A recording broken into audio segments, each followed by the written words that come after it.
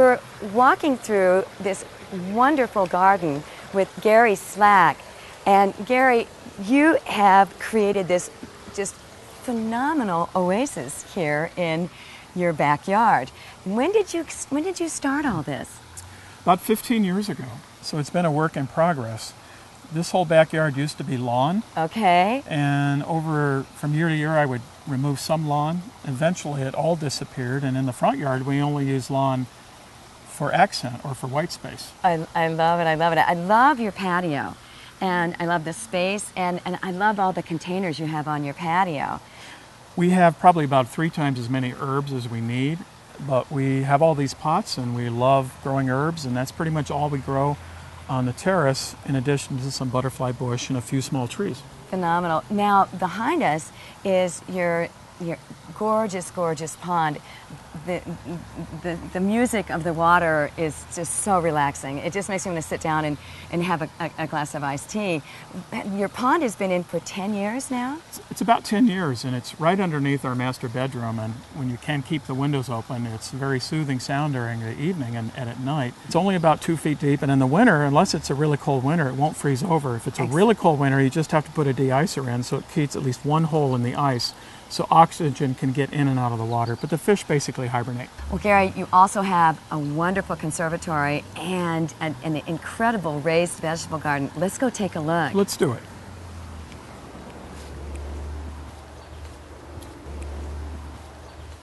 Boy, Gary, this is gorgeous. This conservatory, you just must live in here in the wintertime.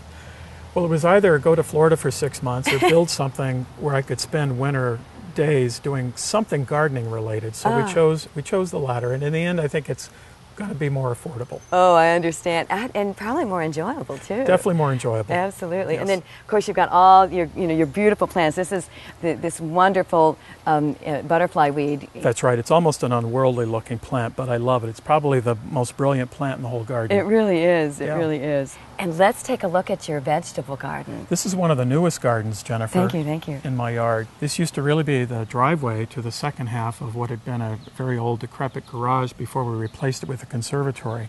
But as you can see, I'm growing tomatoes, way too many tomatoes, peppers and eggplants and some cucumbers, and some of the kale for our bunny and our guinea pig. Oh, how much fun. Well, Gary, one of the wonderful things about this raised bed is that you've got it lined with stone, this beautiful, this is a limestone, isn't it? Yes.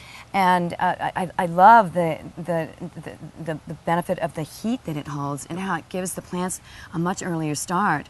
When did you say you planted these? I planted these in late May, and they'll be producing by mid-July. They're huge. If not sooner. Oh, they're absolutely huge. And what a great benefit. Well, we use so much of this kind of stone in the rest of the yard for paths and for our terrace. We just felt from an aesthetic standpoint it really tied together the whole yard to use stone. And then my back really appreciates a 2 to 2.5 foot raised bed. Oh, exactly. It's incredible. And I love all your other features like your windmill. You almost need a pitchfork now, with the overalls. Or a Grant Wood sculpture somewhere around here. Oh, yes. that's even more classy. I love that. I love that. Well, we're in one great garden, and we're going to be going to another over at Randy Audie's garden and the Urban Prairie Project.